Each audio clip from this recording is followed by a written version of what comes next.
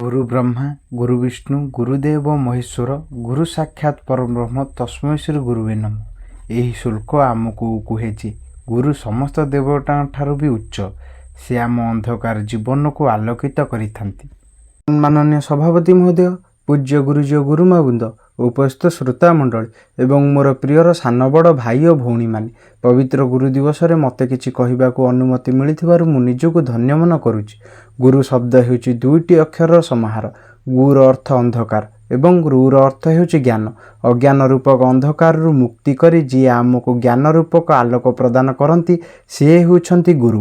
ସମଗ୍ର ଭାରତବର୍ଷରେ ପ୍ରତିବର୍ଷ ସେପ୍ଟେମ୍ବର ମାସ 5 ତାରିଖ ଦିନ ଗୁରୁ ଦିବସ ପାଳନ କରାଯାଏ। ଏହି ଦିବସଟି ଭାରତର ପୂର୍ବତନ ରାଷ୍ଟ୍ରପତି ଡକ୍ଟର ସର୍ବପଲ୍ଲୀ ରାଧାକୃଷ୍ଣଙ୍କ ଜନ୍ମ ଦିବସ। ଡକ୍ଟର ସର୍ବପଲ୍ଲୀ ରାଧାକୃଷ୍ଣ 1888 ମସିହା ସେପ୍ଟେମ୍ବର ମାସ 5 ତାରିଖ ଦିନ ତାମିଲନାଡୁର ତିରୁମନି ଗ୍ରାମରେ ଜନ୍ମଗ୍ରହଣ କରିଥିଲେ। ସେ ମାଡ୍ରାସ ବିଶ୍ୱବିଦ୍ୟାଳୟରୁ ଦର୍ଶନ ଶାସ୍ତ୍ରରେ ପ୍ରଥମ ଶ୍ରେଣୀରେ ଉତ୍ତୀର୍ଣ୍ଣ ହୋଇଥିଲେ। 1909 ମସିହାରେ ପ୍ରଥମେ ମାଡ୍ରାସ ପ୍ରେସିଡେଣ୍ଟ କଲେଜରେ ଅଧ୍ୟାପକ ହୋଇଥିଲେ।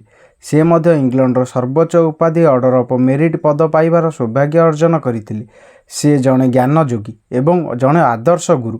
ଗୁରୁମାନଙ୍କୁ ସମ୍ମାନ ଜଣାଇବା ନିମନ୍ତେ ତାଙ୍କ ଜନ୍ମ ଦିବସକୁ ଗୁରୁ ଦିବସ ରୂପେ ପାଳନ କରିବାକୁ ସେ ପରାମର୍ଶ ଦେଇଥିଲେ। ଏହି ଦିନଠାରୁ ତାଙ୍କ ଜନ୍ମଦିବସକୁ ଗୁରୁ ଦିବସ ରୂପେ ପାଳନ କରାଯାଇ ତାଙ୍କ ପ୍ରତି ଏବଂ ସମସ୍ତ ଗୁରୁମାନଙ୍କ ପ୍ରତି ଯଥୋଚିତ ସମ୍ମାନ ପ୍ରଦାନ କରାଯାଉଛି।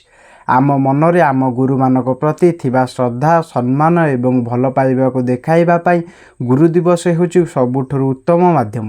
ପ୍ରତ୍ୟେକ ଗୁରୁ ଆମମାନଙ୍କ ଭବିଷ୍ୟତକୁ ଉଜ୍ଜ୍ୱଳ କରି ଗଢ଼ି ତୋଳିବାରେ କର୍ତ୍ତବ୍ୟ କରିଥାନ୍ତି। ସେମାନେ ଆମକୁ ଭଲ ମଣିଷ ହେବାରେ ସାହାଯ୍ୟ କରିଥାନ୍ତି।